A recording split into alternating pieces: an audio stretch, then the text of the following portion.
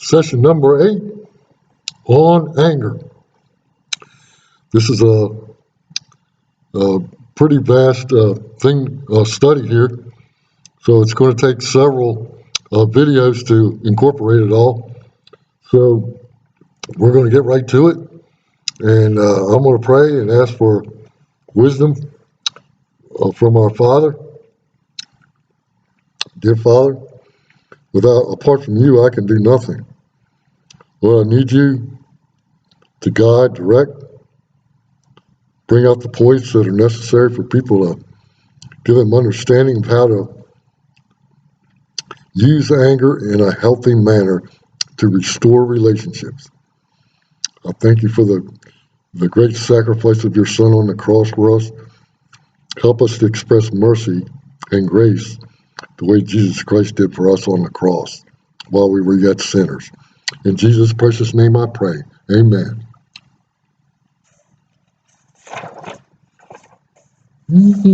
Expressing anger properly.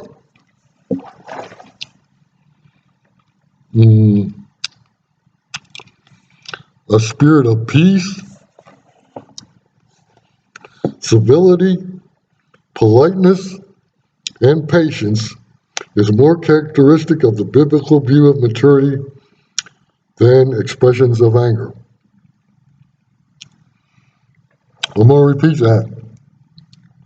Peace, civility, politeness, and patience is more characteristic of the biblical view of maturity than expressions of anger. This means that overt anger expression may not often be desirable. Overt, a very strong outward expression.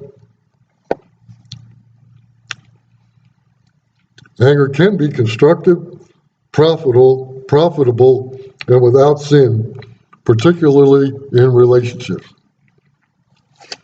Okay, we mentioned before, anger means there's a problem.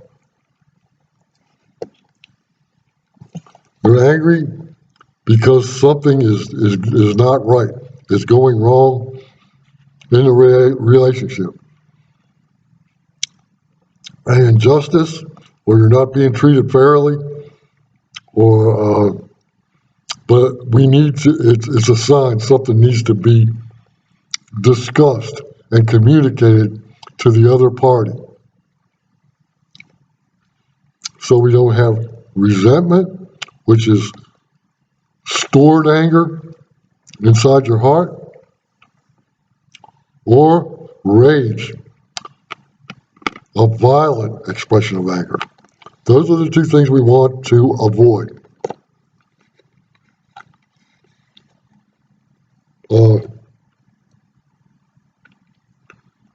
We need to learn to express anger properly once the foundation of being slow to anger is present. Anger in quotations, inside, suppressed anger has been implicated as a major culprit in hypertension and heart disease. Hypertension and heart disease. Hypertension is your blood pressure goes off the roof, gets high. I've been trying to stay more relaxed, and I'm taking some herbs to keep myself relaxed, and my blood pressure was like, before it was like 159 over 90 or 100 something, and then just 149. It was bad. And the other day I took it, it was only 119 over 80. 119 over 80. I'm like, wow. So I'm taking the proper steps to keep that blood pressure down. And a good way to do that is the appropriate way to handle anger. Let's get together and have a discussion about this situation. Don't hold anger inside. Hold on to it. It causes resentment. So let's have a proper uh, expression of anger. Let's do it civilly, politely, and let's have patience. Patience goes a long way in relationships. Let's be patient with one another.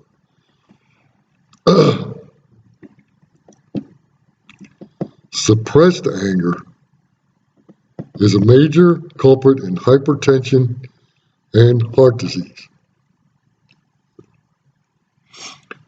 Let's see, stroke. Heart attack is when the arteries become blocked and the blood can't get to the heart. That's a heart attack. Uh, what do you call it? Is your brain, when your brain doesn't work right, a stroke. You don't get enough blood to your brain. That causes a stroke, and you can lose half of your body. Won't work anymore. They're both bad, very, very bad issues. And we want to be healthy, and we want to have healthy relationships, ones that where we encourage each other and be a blessing to one another. So don't let those little things, those little agitations in your life, when you spend a lot of time with people, those little agitations, don't let them build up and become a major stumbling block or a problem in your relationships. If it's serious enough, take time to get alone when you're not when you're tired or but after work, but maybe a time when you're more relaxed and you calm down and you're ready to discuss it with humility and have a relaxed countenance, a comfortable countenance, one-on-one. Nobody else has to know about it unless it involves 3 or 4 parties. Hypertension and heart disease. We want to avoid these things. Heart attacks, we would want to avoid these physical things. The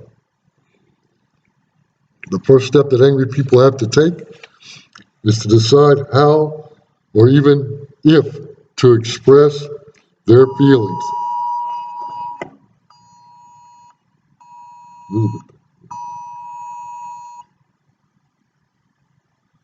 Okay. All right. Okay.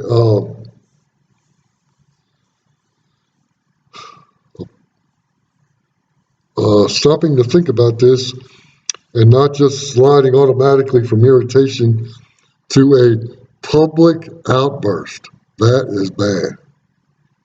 In front of other people, throwing a tantrum and confronting somebody amongst other people, please don't do that. Try to confront the person when you're comfortable, when you're calmed down, alone in a private setting. I mean, this would look bad in public, really bad. Is being slow to anger. Stop and think about it. Not just sliding automatically from the irritation to a public outburst. Think about what the repercussions. Think about why you're angry. Is this little, this maybe not be a major thing to be angry over.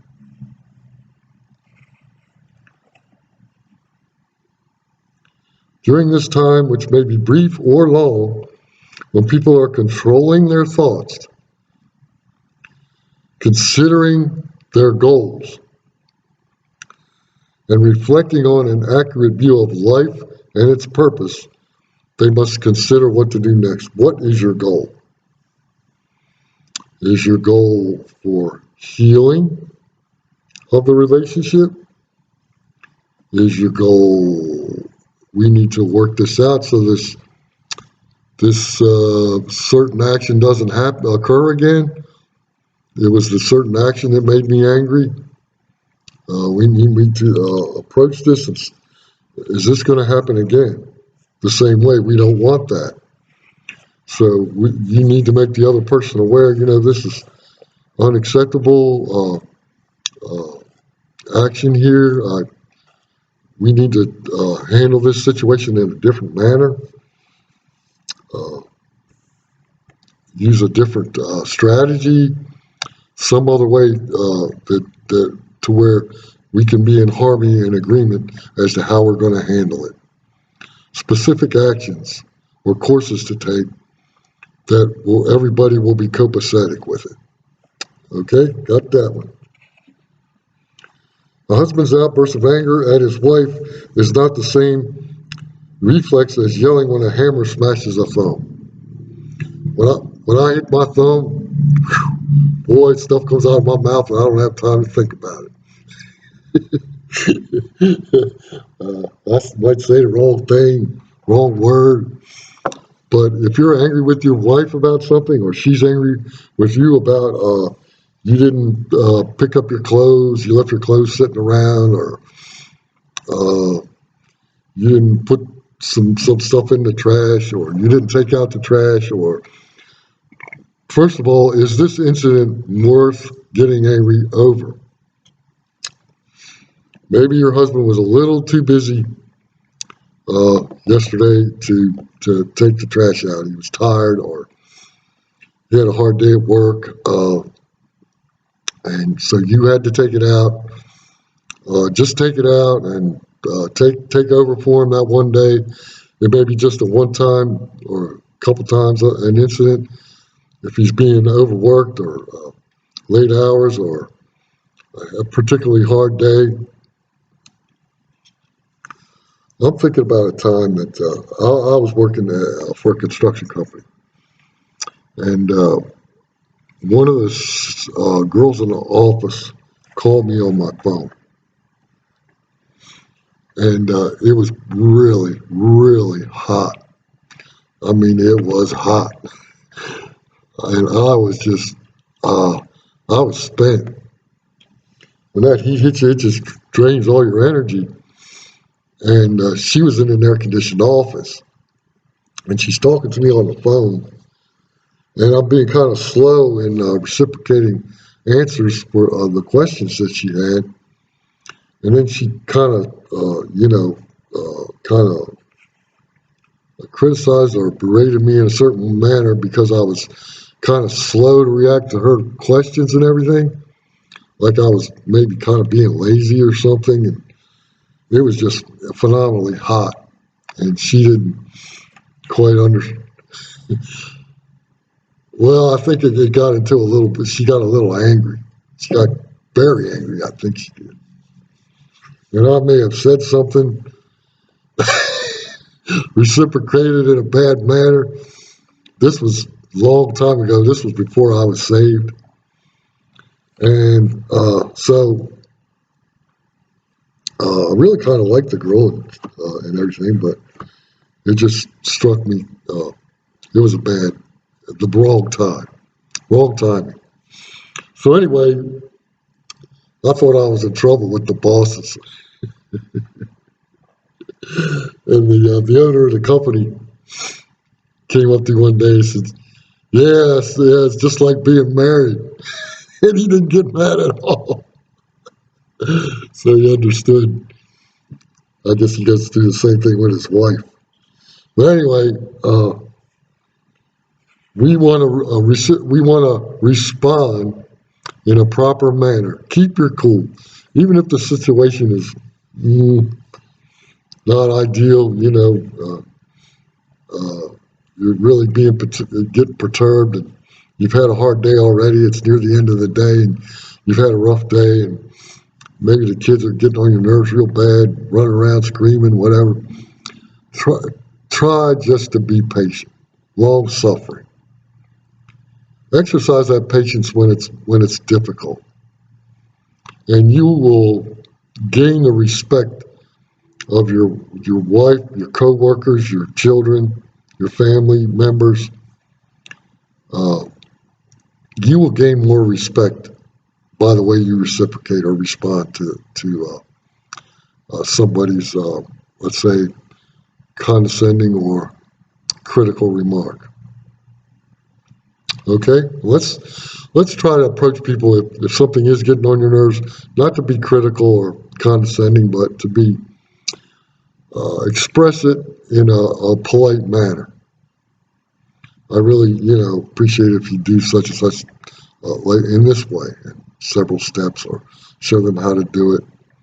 I showed the young man today how to clean the brushes, how to roll the paint, use the roller, and he listened good. He did a good job. Everything went fine. No problem.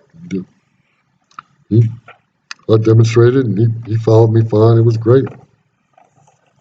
I'm putting to practice what I'm learning here. It's not just you learning, I'm learning too. And I better not teach on it if I'm not putting it into practice for sure. Because teachers will be judged more strictly, it says in James. Yes, a wife may need to decide what to do when her husband leaves dirty laundry all over the bedroom. Bitterness is not the answer.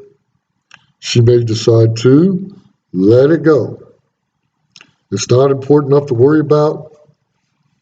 Uh, he works hard to make a living, pay the bills, whatever, and maybe I can go ahead and pick this up for him and do the laundry and put it in the washer. Uh, but guys, do the laundry once in a while for your wife and the children. Go ahead and do the laundry. That reminds me of another incident. Okay, there was a guy I used to go to church with a while back, and him and his wife weren't getting along too good. So the laundry was piling up in the laundry room, and neither one wanted to do it. He knew it needed to be done, but he wouldn't do it because he was mad at his wife.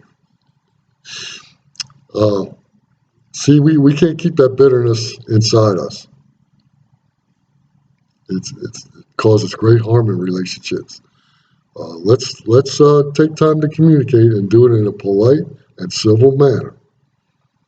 We want the relationship to stay strong. We want to be on good terms with our friendships. So okay, and is this worth yelling over and getting into a major discussion over this incident? There are more important matters, perhaps, to confront your husband with. More important than just the clothes laying around. Uh, Too many anger outbursts in response to small grievances are seen as nagging and serve no purpose. For her to unleash her anger at everything may be building the habit of anger without thought or control, and it may also create unhelpful responses in her husband, which interfere with more important confrontations later.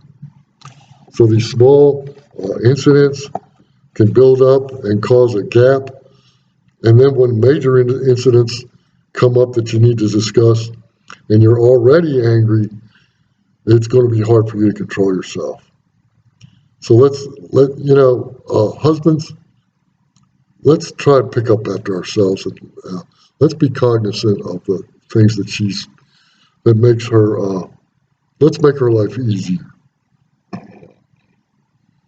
She married you, and she's taking care of the house, and she's cooking and cleaning and raising the children. It's a very stressful thing to be a homemaker, a housewife, and we need to help them. Come on, guys. Show your love for your wives. All right. We need to see that our anger can aid in communication and confrontation with other people. It's a sign something is wrong and it needs to be discussed. And we discuss the proper manner. If you possibly can, do it in private. Don't embarrass the person in front of other people. That's going to cause a major problem. Other people don't have to hear about it. Let's do it in private.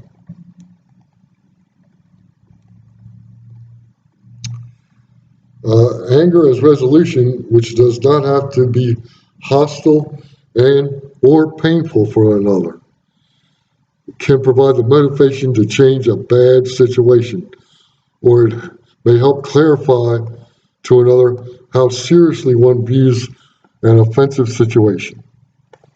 So we may think it's just shrug it off, saying it's not that important. Uh, Someone came to me about something I did, and I just kind of made light of it and made kind of a joke. And by the way they responded, they thought that wasn't the right approach. It was more serious to them. So I just shut up and okay, I'll do what you ask and everything. How they perceived it wasn't as the way I perceived it. So we want to heal the relationship. Is the relationship important enough that we are willing to sacrifice our time and effort and trying to appease and the other person and make them feel that we are concerned about their feelings in the situation?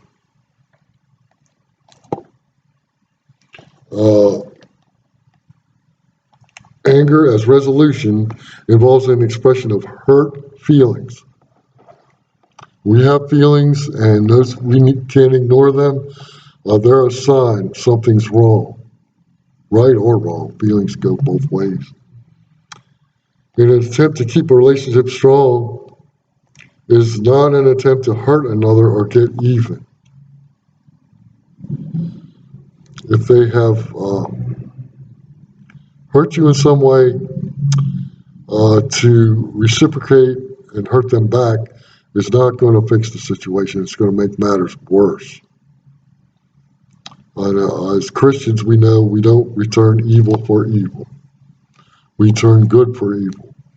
So we want to discuss it, find out why the person has these hurt feelings, and arrange our behavior or our speech so we can edify and build up and rectify the situation. We want to be building up and encouraging one another. You sure did a nice job today on that painting. I like the way you rolled that paint on those boards. Did a good job. You'd be surprised how far that goes in a relationship.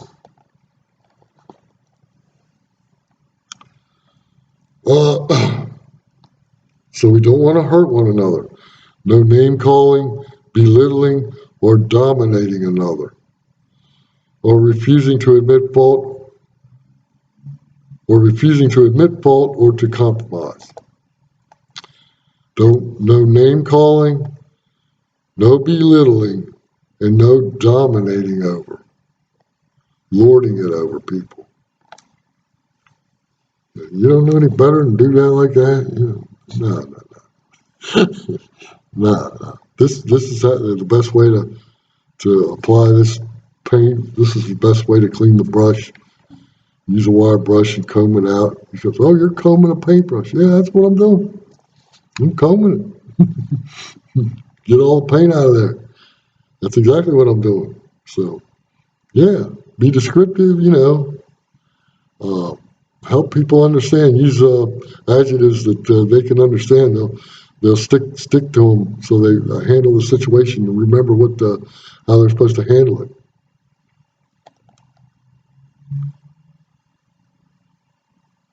Anger as resolution is intended not merely to relieve people of the pains of life, but to help them clean up the problems that bring those pains.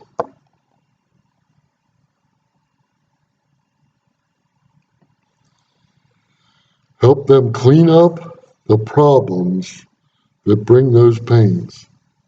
So we're looking towards a resolution or a compromise.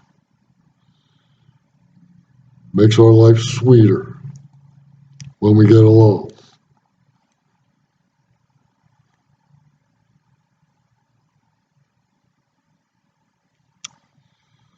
A man wanted to file for divorce. What was found out was that in the counseling session that this man had 40 years of buried resentment against his nagging, domineering wife. Nagging is bad. It doesn't help. It just gets on your nerves. And there's better ways of handling situations where a spouse or a person doesn't do things the way you feel they should do them. So let's use healthy, constructive remarks,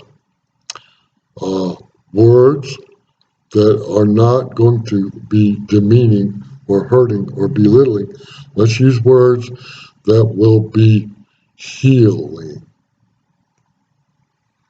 or demonstrate to the other person the right reaction to have. Okay. It reminds me of something else. Okay, there was this census taker, and he goes to this American Indian village, and they have teepees there. And he goes into one of the teepees, and he says, "Could you tell me your wife's name?" And he says, "Oh, certainly, yes, sir. It's her name is Three Horse." Really, that's an interesting name. How did you go about getting that name? He said, "Nag, nag, nag." Sorry about that, ladies. Don't get angry. But nag, oh, man, that gets on my nerves. Woo, man, I can't stand that. Same thing over and over. Oof. But anyway, okay. Let's see. He needed to know how to state his case to identify his problems with his wife's style of relating and to work toward a compromise. How can you relate to your wife in a certain manner where she can understand why or why not the situation she's nagging about, why there is no resolution to it? It goes on and is a constant irritation. We need to straighten these things out.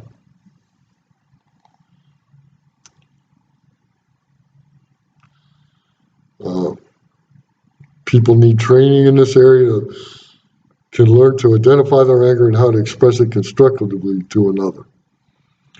Anger management training programs have been used successfully for families, juvenile delinquents, criminal offenders, and mentally retarded individuals.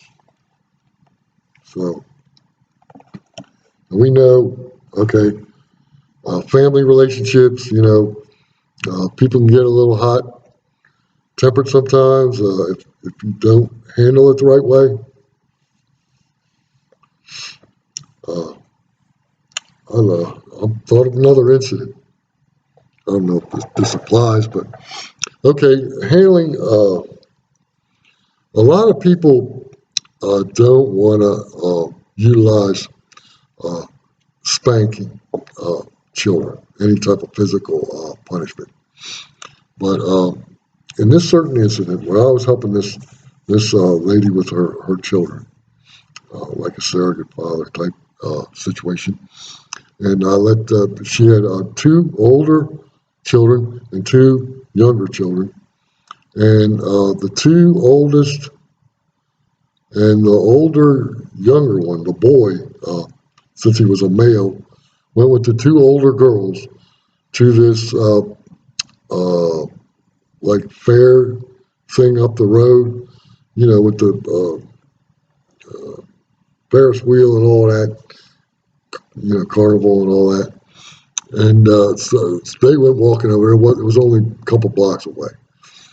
But I told the youngest girl, I said she can't go because it was getting, I don't know, 7, 8 or something at night, and I didn't want her going.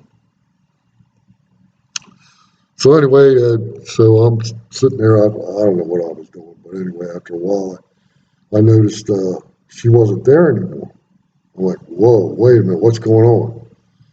Looked all around. She's nowhere to be found in the house. Uh-oh. She done took off by herself. She's pretty young. So anyway, I get in the van, take off. She's just about to get out the entrance of the development out to the main road. She's walking by herself. Man, I got kind of angry, I'll have to admit. And I got out of the van and grabbed her, whooped her behind, and put her in the van and took her home. And as soon as she got out of the van, she run in the house and went in her bedroom and slammed the door.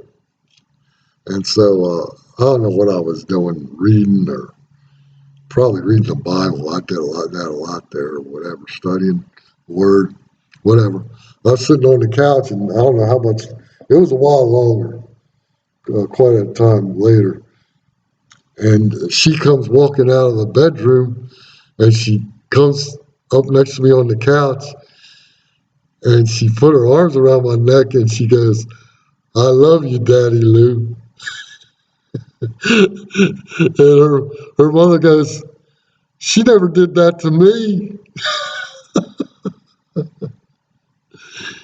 Well, I'm not going to go into it, but you can learn something from that incident. So let's handle things in the proper manner. All right.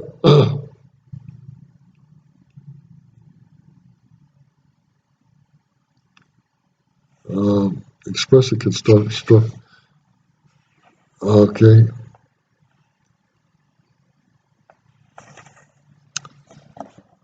Uh,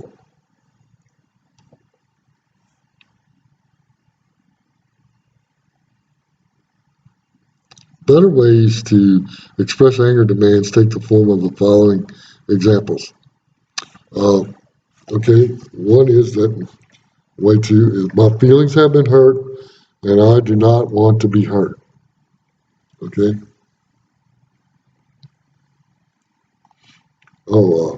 This is pretty interesting. Too many couples in the heat of anger suggest that they may not put up with the marriage for long.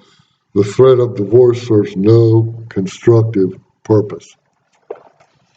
Never, never bring up divorce. Work towards a resolution. Move ahead, don't back up, and move backward. So I want you to understand where I'm coming from. Where I'm coming from. People don't always.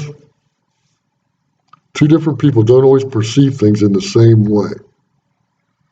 This brings up another incident. We were building a State Farm office, and there was a set of steps coming down, and I was looking at it from an angle, and it looked like the steps were cocked down on one side instead of being level going up. And then I said, "Will you look at them? I think maybe they're not level." And the guy said, he looked at them from straight on. I was kind of over here, and he says, "I think it's your perception, Lou." And so I walked over there where he was, and they looked all right. So how different people perceive things can be different. And maybe we need to take the time to see things through their eyes or through their thoughts. Listen to what they have to say, how they perceive the issue. Maybe you took things wrong, or Maybe you can see things with a new light. See things through how they view things to reach a resolution.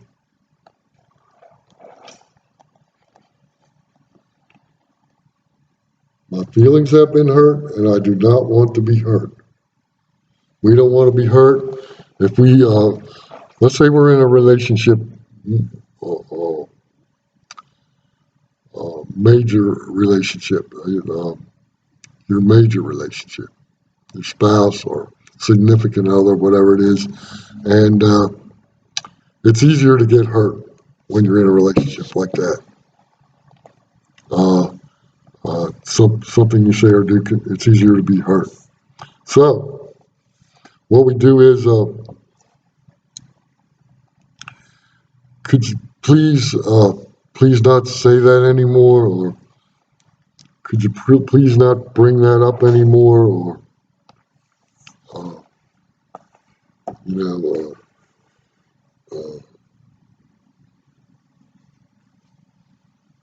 know, could we spend more time together instead of, you're always saying you want to go shopping with your mother or this or that. It kind of hurts my feelings, that we used to spend more time together and we're spending less now. Something of that nature with your major person in your life, it hurts more. So be very gentle in how you handle this.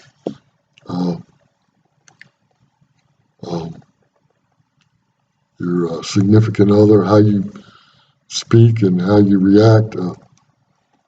Remember, when we want to build one another up, we want the relationship to grow and become stronger. So,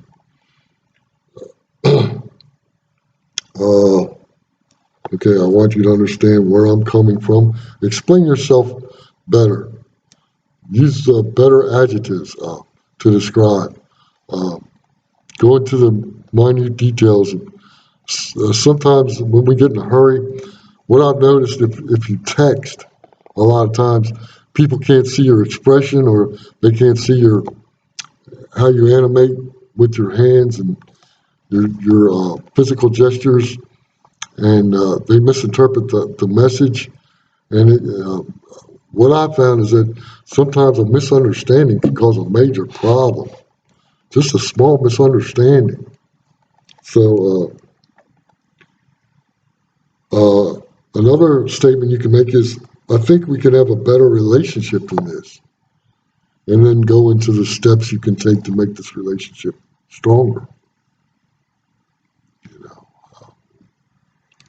Could we spend more time together? Could we spend more time talking together?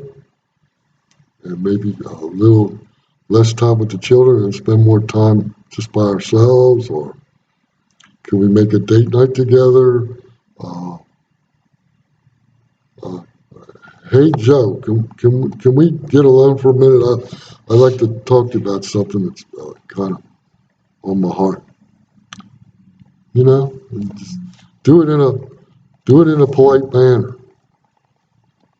He may not even be aware that he's made you angry in a certain way. So let's try and reconcile. And that's another thing. And what I've noticed in people is that we kind of want things our way. You want to get somebody to work with you or whatever. Well, my normal routine, I get up by 9 o'clock and I'm about ready to get into the day about 10 o'clock. And like me, I get up sometimes 4 or 5 in the morning and just start praying, studying the Word, studying books on the Bible, and I'm ready. I can be ready to go out the door at like 8 or 9 o'clock, or I can be already eating, brush my teeth, the whole bit, ready to go. Or if I want to take more time in prayer, I I can wait until 10 or so to get out the door, but I can accommodate the other person. They don't have to meet my schedule. We can accommodate the other person.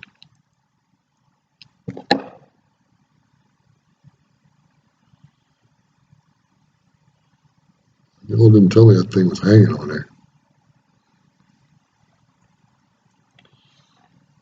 We don't always have to have our way.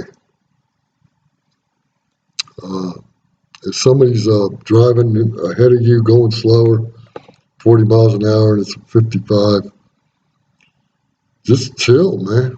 Take your time. Who cares? We don't always have to have our way. Oh, so, okay. All right. I think we're going to end here. So you be blessed, and let's try and incorporate these things in our relationships and make them healthier, and let's grow in grace and love and peace and tranquility. And God bless you. And this is session 8, and we're going to get into session, I think it's session 8 or 9. I think it's 8. But we got more to talk about on this. So God bless you, and I'll see you next video. Be blessed.